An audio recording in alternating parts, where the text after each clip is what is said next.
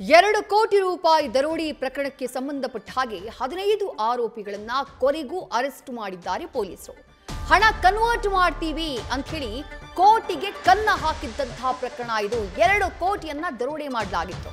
ಆದರೆ ಈ ಕೇಸ್ನಲ್ಲಿ ಇಂಟ್ರೆಸ್ಟಿಂಗ್ ವಿಚಾರ ಏನು ಅಂದ್ರೆ ಹಣ ತಂದು ಆನಂತರ ಹಣ ಕಳೆದು ಹೋಯಿತು ಅಂತ ಹೇಳಿ ದೂರು ಕೊಟ್ಟಿದ್ದಂತಹ ಶ್ರೀಹರ್ಷನೇ ಈ ದರೋಡೆ ಪ್ಲಾನ್ನ ಮಾಸ್ಟರ್ ಮೈಂಡ್ ಅನ್ನೋದು ಪೊಲೀಸರ ತನಿಖೆಯಲ್ಲಿ ಬಯಲಾಗಿದೆ. 15 ಆರೋಪಿಗಳನ್ನ ಬಂಧಿಸಿದ್ದಾರೆ. ಎಂಎಸ್ ಪಾಳ್ಯ ಪೊಲೀಸರು 1 ಕೋಟಿ 40 ಲಕ್ಷ ನಗದನ್ನ ಸೀಸ್ ಮಾಡಿದ್ದಾರೆ. 4 ಕಾರು 8 ಫೋನ್ಗಳನ್ನ ವಶಕ್ಕೆ ಪಡೆದಿದ್ದಾರೆ. ದರೋಡೆ ಮಾಡಿದಂತೆ ನಟಿಸಿ ಹಣವನ್ನ ದೋಚಿದ್ದಂತಹ ಗ್ಯಾಂಗ್ ಸದ್ಯ ಪೊಲೀಸರ ಬಲೆಗೆ ಬಿದ್ದಿದೆ. ಸಿಸಿಟಿವಿ ಫುಟೇಜ್ ನೋಡ್ತಾ ಇದ್ದೀರಿ. ಅರೆಸ್ಟ್ ಆಗಿರುವಂತಹ ಆ ದರೋಡೆ ಗ್ಯಾಂಗ್ನ ಸದಸ್ಯರನ್ನ ಗಮನಿಸ್ತಾ ಇದ್ದೀರಿ. ದರೋಡೆ ಮಾಡೋರ ರೀತಿ ನಟಿಸಿ ಹಣವನ್ನ ಎತ್ಕೊಂಡು ಹೋಗ್ಬಿಟ್ಟಿದ್ರು. 1-2 ರೂಪಾಯಿ ಅಲ್ಲ, 2 ಕೋಟಿ ರೂಪಾಯಿ ಯಾವ ರೀತಿ ಗೋಣಿಯಲ್ಲಿ ಎತ್ಕೊಂಡು ಹೋದ್ರು ಅನ್ನೋದನ್ನ ನೋಡ್ತಾ ಇದ್ರಿ ಸಿಸಿಟಿವಿ ಫುಟೇಜ್ ನಲ್ಲಿ. ಈ ಪ್ರಕರಣವನ್ನ ಭೇದಿಸುವಲ್ಲಿ ಪೊಲೀಸರು ಸಕ್ಸಸ್ ಆಗಿದ್ದಾರೆ. ದೊಡ್ಡ ಮಟ್ಟದಲ್ಲಿ ಚರ್ಚೆಗೆ ಗ್ರಾಸವಾಗಿದ್ದಂತಹ ಪ್ರಕರಣ ಇದು.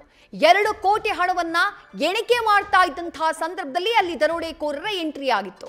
ಬಂದವರು ಗೋಣಿಗಳಲ್ಲಿ ಹಣವನ್ನ ಎತ್ತಾಕೊಂಡು ಹೋಗ್ಬಿಟ್ಟಿದ್ರು. ಶ್ರೀಹರ್ಷ ಹಣವನ್ನ ತಂದಿದ್ದಂತಹ ವ್ಯಕ್ತಿ, ಆತ ಕಂಪ್ಲೇಂಟ್ ಅನ್ನ ಕೊಟ್ಟಿರ್ತಾನೆ. ಈಗ ಇಡೀ ದರೋಡೆ ಪ್ಲಾನ್ ನ ಮಾಸ್ಟರ್ ಮೈಂಡೇ ಆತ ಅನ್ನೋದು ಬಟಾ ಬಯಲಾಗ್ಬಿಟ್ಟಿದೆ.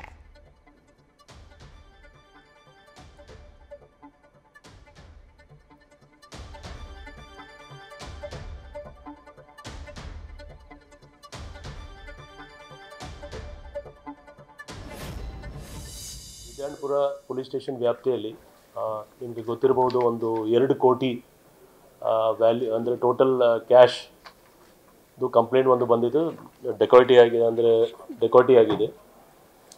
ಇದು ಕೇಸ್ 25ನೇ ತಾರೀಕು ಜೂನ್ 25ನೇ ತಾರೀಕು ರಿಜಿಸ್ಟರ್ ಆಗಿತ್ತು. ಇದರಲ್ಲಿ ನಮ್ಮ ಟೀಮ್ ಅವರು ತುಂಬ ಒಳ್ಳೆಯ ಕೆಲಸ ಮಾಡಿ ಅದು ಡಿಟೇಲ್ ಆಗಿ ಇದು ಕೇಸ್ ಪತ್ತೆ ಮಾಡಿದ್ರು ಅವರು. ಈ ಕೇಸ್ ತುಂಬ ಇಂಟ್ರೆಸ್ಟಿಂಗ್ ಇದೆ. ಅಂದರೆ ಅದರಲ್ಲಿ 2 ಭಾಗ ಇದೆ. ಒಂದು ಟೀಮ್ ಅವರು ಈ ಕ್ಯಾಶ್ಗೆ ನಾವು ಲೀಗಲೈಸ್ ಮಾಡಿ through account along with GST ಎಲ್ಲ ಡೀಟೇಲ್ಸ್ ಆಗಿ ಕೊಡ್ತೀವಿ ಅಂತ ಅವ್ರಿಗೆ ಎಶ್ಯೂರ್ ಮಾಡಿದರು. ಸೊ ಅಂದಾಜು 2 ಕೋಟಿ ಕ್ಯಾಶ್ ವ್ಯವಹಾರ ಮಾಡಿದ ಮೇಲೆ ಅವ್ರಿಗೆ ಡಬಲ್ ಅಮೌಂಟ್ ಅಥವಾ ಎಕ್ಸ್ಟ್ರಾ ಅಮೌಂಟ್ ಕೊಡ್ತೀವಿ ಅಂತ ಎಶ್ಯೂರೆನ್ಸ್ ಕೊಟ್ಟು ಒಂದು ಗ್ಯಾಂಗ್ದು ಇದು ಎಲ್ಲ ಆ್ಯಕ್ಟಿವಿಟೀಸ್ ಇದೆ. ಮೇನ್ ಯಾರು ಆರೋಪಿಯವರು ಇದ್ದಾರೆ ಅವರು ಇದರಲ್ಲಿ ದುಡ್ಡು ಕಲೆಕ್ಟ್ ಮಾಡಿ ಅವರು ನಾವು ಎಶ್ಯೂರೆನ್ಸ್ ಮೇಲೆ ಇಂಥ ಚೇಂಜ್ ಮಾಡಿ ಕೊಡ್ತೀವಿ ಅಂತ ಅವರು ಎಶ್ಯೂರ್ ಮಾಡಿದರು. ಇನ್ನೊಂದು ಗ್ರೂಪ್ ಅವ್ರದ್ದೇ ಇದೇ ಟೀಮ್ದು ಅವ್ರು ಆ್ಯಕ್ಚುಯಲ್ ಆಗಿ ಡೆಕಾಯಿಟಿ ಮಾಡೋದು. ಸೊ ಮೇಲ್ ನೋಟಿಗೆ ನಮ್ಮ ಪೊಲೀಸ್ಗೆ ಕಂಪ್ಲೇಂಟ್ ಬಂದಾಗ ನಾವು ಏನೋ ಡೆಕಾಯಿಟಿ ಆಗಿದೆ ಅಂತ ನಮಗೆ ಕಂಡು ಬಂತು. ಆದರೆ ಕಂಪ್ಲೇನೆಂಟ್ ಯಾರಿದ್ದಾರೆ ಅವ್ರದ್ದೇ ಇದು ಎಲ್ಲ ಒಂದು ಮಾಸ್ಟರ್ ಮೈಂಡ್ ಇತ್ತು. ಅವರೇ ಎಲ್ಲ ಪ್ಲ್ಯಾನ್ ಮಾಡಿ ಇದು ವಂಚನೆ ಒಂದು ರೀತಿ ಅವರು ನಮ್ಮ ಪೊಲೀಸ್ಗೆ ದಾರಿ ತಪ್ಪಿಸ್ಲಿಕ್ಕೆ ಎಲ್ಲ ಕಂಪ್ಲೇಂಟ್ ಕೊಟ್ಟಿದ್ರು. ಇದರಲ್ಲಿ ಸದ್ಯಕ್ಕೆ 2 ಕೋಟಿ ಪೈಕಿ ವ್ಯಾಲ್ಯೂ ಆಟ್ 1 crore 40 lakhs ಅಂದರೆ ಕ್ಯಾಶ್ 1 crore 11 lakhs ಮತ್ತು ಬೇರೆ ಕಾರ್ಸ್ ಮತ್ತು ಆಟೋ ಆ್ಯಂಡ್ ಬೇರೆ ಮೊಬೈಲ್ ಫೋನ್ಸ್ ಎಲ್ಲ ಸೇರಿ 1 crore 40 lakhs ಅಂದಾಜು ಸೀಸ್ ಆಗಿದೆ. ಇನ್ನೂ ಕ್ಯಾಶ್ ಸೀಸ್ ಆಗಬೇಕು. ಇದೇ ಗ್ಯಾಂಗ್ ಅವರು ಕೆಲವರು ಅದರಲ್ಲಿ ಮೇನ್ ಆರೋಪಿ ಯಾರಿದ್ದಾರೆ ಅವರು ಬಾಗ್ಲೂರು ಪೊಲೀಸ್ ಸ್ಟೇಷನ್ ವ್ಯಾಪ್ತಿಯಲ್ಲಿ ಮತ್ತು KR ಪುರಂ ಪೊಲೀಸ್ ಸ್ಟೇಷನ್ ವ್ಯಾಪ್ತಿಯಲ್ಲಿ ಅವರು ಶಾಮೀಲಾಗಿದ್ದಾರೆ ಹಳೆ ಕೇಸಸಲ್ಲಿ. ಬೇರೆ ಬೇರೆ ಟೀಮ್ ಅವ್ರ ಜೊತೆಗೆ ಸೇರಿಕೊಂಡು ಇದು ಮಾಡಿದರು. ಇನಿಷಿಯಲ್ ರಿಪೋರ್ಟ್ ಪ್ರಕಾರ ನಮಗೆ ತುಂಬ ಇದರಲ್ಲಿ ಸಮಸ್ಯೆ ಆಯಿತು ಕಂಡುಹಿಡಿಯಲಿಕ್ಕೆ ಏನಾಗಿದೆ ಅದರಲ್ಲಿ. ಯಾಕೆಂದರೆ ಮತ್ತಷ್ಟು ಡೀಟೇಲ್ಸ್ ನಮ್ಮ ಪ್ರತಿನಿಧಿ ಪ್ರಜ್ವಲ್ ನೀಡ್ತಾ ಹೋಗ್ತಾರೆ. ಪ್ರಜ್ವಲ್, ಬಹಳ ಸಂಚಲನಕ್ಕೆ ಕಾರಣ ಆಗಿದ್ದಂತಹ ಪ್ರಕರಣ ಇದು. ರಾಜಾರೋಷವಾಗಿ ಹಗಲೇ ನಡೆದಿದ್ದಂತಹ ದರೋಡೆ ಕೇಸ್.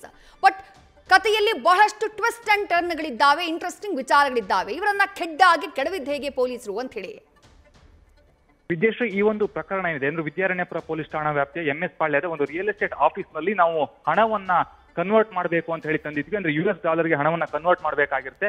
ಆ ನಿಟ್ಟಿನಲ್ಲಿ ನಾವು ಹಣವನ್ನು ತಂದಿದ್ವಿ. ಈ ಸಂದರ್ಭದಲ್ಲಿ ಬಂದಂತಹ ದರೋಡೆಕೋರರು ನಮ್ಮನ್ನ ಹೆದರಿಸಿ ಹೊಡೆದು ಆ ಹಣವನ್ನ ದೋಚ್ಕೊಂಡು ಹೋಗಿದ್ದಾರೆ ಅನ್ನುವಂತಹ ಒಂದು ದೂರನ್ನ ಶ್ರೀಹರ್ಷ ಅನ್ನುವಂತಹ ವ್ಯಕ್ತಿ ಕೊಟ್ಟಿರ್ತಾರೆ. ಪೊಲೀಸರು ಕೂಡ ಪ್ರಕರಣವನ್ನ ದಾಖಲಿಸಿಕೊಳ್ತಾರೆ. ಅದರಲ್ಲಿ ಬೆಂಜಮಿನ್ ಹರ್ಷ, ರಾಕೇಶ್ ಅನ್ನೋರ ಮೇಲೆ FIR ಕೂಡ ದಾಖಲಾಗುತ್ತೆ. ದಾಖಲಾದಂತಹ ಸಂದರ್ಭದಲ್ಲಿ ಪೊಲೀಸರು ಕೂಡ ಮೊದಲಿಗೆ ಪ್ರಾಥಮಿಕವಾಗಿ ತನಿಖೆಯನ್ನು ಮಾಡಲಿಕ್ಕೆ ಪ್ರಾರಂಭ ಮಾಡ್ತಾರೆ. ಯಾವ ರೀತಿಯಲ್ಲಿ ಘಟನೆ ಆಯಿತು ಅಂತ ಕೇಳಿದಂತಹ ಸಂದರ್ಭದಲ್ಲಿ ಶ್ರೀಹರ್ಷ ಒಂದಿಷ್ಟು ವಿಚಾರಗಳನ್ನ ಹೇಳಲಿಕ್ಕೆ ಪ್ರಾರಂಭ ಮಾಡ್ತಾನೆ. ಅದರಲ್ಲಿ ಏನಾಗಿರುತ್ತೆ ಅಂತ ಹೇಳಿದ್ರೆ, ಒಬ್ಬ ಜರ್ಮನಿಯಿಂದ ನಾವು ಮಿಷನರೀಸ್ ಅನ್ನು ತರಿಸಬೇಕಾಗಿರುತ್ತೆ, ನಮ್ಮ ಬಳಿಯಲ್ಲಿ ಹಣ ಇರುತ್ತೆ, ನಾನು ಆ ಹಣವನ್ನ US$ ಕನ್ವರ್ಟ್ ಅನ್ನ ಮಾಡ್ಕೊಡ್ಬೇಕಾಗಿರುತ್ತೆ, ಹಾಗಾಗಿ ನಾವು US$ ಕನ್ವರ್ಟ್ ಮಾಡಬೇಕು ಅಂತ ಹೇಳಿ ಸಾಕಷ್ಟು ಜನರನ್ನ ಭೇಟಿಯಾಗಿರ್ತೀನಿ. ಆ ಸಂದರ್ಭದಲ್ಲಿ ಬೆಂಜಮಿನ್ ಹರ್ಷ ಅನ್ನುವಂತಹ ವ್ಯಕ್ತಿಯ ಕಾಂಟ್ಯಾಕ್ಟ್ ನಂಬರ್ ನನಗೆ ಸಿಗುತ್ತೆ.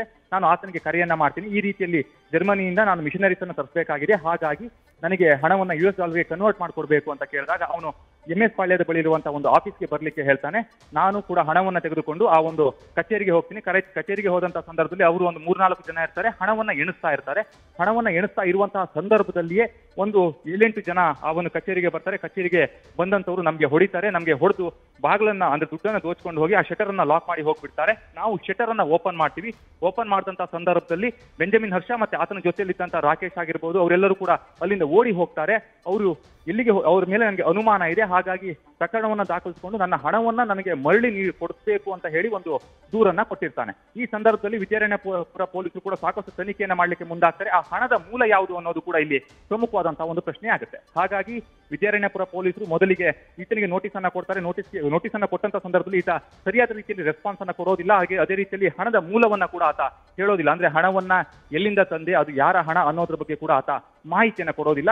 ಅದಕ್ಕಿಂತ ಮುಖ್ಯವಾಗಿ ಲೋನ್ ಏನಾದ್ರೂ ಮಾಡಿ ಹಣವನ್ನ ತಂದಿದ್ರ ಅನ್ನುವಂತ ಒಂದು ಪ್ರಶ್ನೆ ಕೇಳಿದಂತ ಸಂದರ್ಭದಲ್ಲೂ ಕೂಡ ಅದಕ್ಕೂ ಸ್ಪಷ್ಟವಾದಂತಹ ಉತ್ತರ ಶ್ರೀಹರ್ಷನ ಬಳಿಯಲ್ಲಿ ಬಂದಿರೋದಿಲ್ಲ. ಪೊಲೀಸರಿಗೆ ಇದು ಸಾಕಷ್ಟು ಅನುಮಾನಕ್ಕೆ ಕಾರಣವಾಗುತ್ತೆ. ಹಾಗಾಗಿ ಈತನನ್ನ ವಿಚಾರಣೆ ಮಾಡಿದಂತಹ ವೇಳೆಯಲ್ಲಿ ಒಂದು ಅಂಶ ಸ್ಪಷ್ಟವಾಗಿ ಗೊತ್ತಾಗಿರೋದೇನು ಅಂತ ಹೇಳಿದ್ರೆ, ಈ ಹಣವನ್ನ ಇವರು ಬ್ಲಾಕ್ ಮನಿಯನ್ನ ವೈಟ್ ಮನಿಯನ್ನಾಗಿ ಮಾಡುವಂತ ಒಂದು ಪ್ರಯತ್ನವನ್ನ ಮಾಡ್ತಾ ಇದ್ರು ಅನ್ನುವಂಥದ್ದೇ ಅದು ಪ್ರಾಥಮಿಕವಾಗಿ ಗೊತ್ತಾಗ್ತಾ ಇರುವಂತದ್ದು. ಒಟ್ಟು 15 ಆರೋಪಿಗಳನ್ನ ಈಗಾಗಲೇ ಬಂಧಿಸಲಾಗಿದೆ. ಅದರಲ್ಲಿ ದೂರುದಾರ ಶ್ರೀಹರ್ಷ ಏನಿದ್ದಾನೆ ಆತನೇ ಇದರ ಮಾಸ್ಟರ್ ಮೈಂಡ್ ಅನ್ನುವಂಥದ್ದು ಕೂಡ ಈಗಾಗಲೇ ಗೊತ್ತಾಗ್ತಾ ಇರುವಂತದ್ದು. ಆತನ ಬಗ್ಗೆ ಇನ್ನೂ ಕೂಡ ತನಿಖೆಯನ್ನ ಮಾಡ್ತಾ ಇದ್ದಾರೆ. ಈತನ ಮೇಲೆ ಈ ಹಿಂದೆ KR ಪುರಂನಲ್ಲೂ ಕೂಡ ಇದೇ ರೀತಿಯ ಪ್ರಕರಣ ಒಂದು ದಾಖಲಾಗಿರುತ್ತೆ. ಓರ್ವ ವ್ಯಕ್ತಿಗೆ ಇದೇ ರೀತಿಯಲ್ಲಿ ಹಣವನ್ನ ಕನ್ವರ್ಟ್ ಮಾಡಿ ಕೊಡ್ತೀನಿ ಅಂತ ಹೇಳಿ ಈತ ಕರ್ಸಿಕೊಂಡಿರ್ತಾನೆ. ಅನಂತರದಲ್ಲಿ ಅವರಿಗೆ ಮೋಸವನ್ನ ಮಾಡಿರ್ತಾನೆ. ಆ ವ್ಯಕ್ತಿ ಯಾರಿರ್ತಾರೆ ಅವರು ಹೋಗಿ KR ಪುರಂ ಪೊಲೀಸ್ ಠಾಣೆಯಲ್ಲಿ ಒಂದು ಪ್ರಕರಣವನ್ನ ಕೂಡ ದಾಖಲಿಸಿದ್ರು. ಪ್ರಕರಣ ದಾಖಲಾದ ನಂತರದಲ್ಲಿ ಈತ ಅದರಿಂದ ಎಸ್ಕೇಪ್ ಕೂಡ ಆಗಿರ್ತಾನೆ. ಯಾವಾಗ ಈ ಪ್ರಕರಣ ದಾಖಲಾಗುತ್ತಲ್ಲ ವಿದ್ಯಾರಣ್ಯಪುರ ಪೊಲೀಸ್ ಠಾಣೆಯಲ್ಲಿ, ಆ ಸಂದರ್ಭದಲ್ಲಿ KR ಪುರಂ ಪೊಲೀಸರು ಕೂಡ ತಮ್ಮ ಕೇಸ್ನ ಡೀಟೇಲ್ಸ್ ಅನ್ನ ವಿದ್ಯಾರಣ್ಯಪುರ ಪೊಲೀಸರಿಗೆ ಕೊಡ್ತಾರೆ. ಇವರು ಯಾವ ರೀತಿಯಲ್ಲಿ ವಂಚನೆ ಮಾಡ್ತಾ ಇದ್ರು ಅನ್ನೋದ್ರ ಬಗ್ಗೆ ಕೂಡ ಈಗಾಗಲೇ ಮಾಹಿತಿಯನ್ನು ಕಲೆ ಹಾಕುವಂತ ಒಂದು ಕೆಲಸವನ್ನ ಮಾಡ್ತಾ ಇರುವಂತದ್ದು. ಒಟ್ಟು 15 ಜನರ ಬಂಧನ ಆಗಿದೆ ಈ ಪ್ರಕರಣದಲ್ಲಿ. ಇನ್ನೂ ಸಾಕಷ್ಟು ಜನ ಆರೋಪಿಗಳು ಈ ಒಂದು ಪ್ರಕರಣದಲ್ಲಿ ಇದ್ದಾರೆ ಅನ್ನುವಂತ ಒಂದು ಮಾಹಿತಿ ಏನಿದೆ ಅದು ಕೂಡ ಪೊಲೀಸರಿಗೆ ಲಭ್ಯವಾಗ್ತಾ ಇರುವಂತದ್ದು. ಆ ಬಗ್ಗೆ ತನಿಖೆಯನ್ನ ಮಾಡ್ತಾ ಇದ್ದಾರೆ. ಮತ್ತೊಂದು ಕಡೆಯಲ್ಲಿ ಈ ಒಂದು ಹಣ ಯಾರದ್ದು ಅನ್ನುವಂಥದ್ದೇನಿದೆ ಅದು ಇನ್ನೂ ಕೂಡ ಸ್ಪಷ್ಟವಾಗಿ ಗೊತ್ತಾಗಿಲ್ಲ ತನಿಖೆಯಲ್ಲಿ. ಯಾಕೆ ಅಂತ ಹೇಳಿದ್ರೆ ಯಾರು ಕೂಡ ಈ ಹಣ ನಂದು ಅಂತ ಹೇಳಿ ಕ್ಲೈಮ್ ಮಾಡ್ಲಿಕ್ಕೆ ಮುಂದೆ ಬರ್ತಾ ಇಲ್ಲ ಅನ್ನುವಂತ ಒಂದು ಮಾಹಿತಿ ಏನಿದೆ ಅದು ಕೂಡ ಲಭ್ಯವಾಗ್ತಾ ಇರುವಂತದ್ದು. ಅಂದ್ರೆ ಈ ಹಣವನ್ನ ಇವ್ರು ಏನ್ ಮಾಡ್ತಾ ಇದ್ರು, ಹಾಗೆ ಯಾವ ರೀತಿಯಲ್ಲಿ ಇವರು ಅದನ್ನ ಬ್ಲಾಕ್ ಮನಿಯನ್ನ ವೈಟ್ ಮನಿಯನ್ನಾಗಿ ಕನ್ವರ್ಟ್ ಮಾಡ್ತಾ ಇದ್ರು ಅನ್ನೋದ್ರ. ರೈಟ್, ಥ್ಯಾಂಕ್ ಯು ಪ್ರಜ್ವಲ್ ತಮ್ಮೆಲ್ಲ ಡೀಟೇಲ್ಸ್ಗೆ.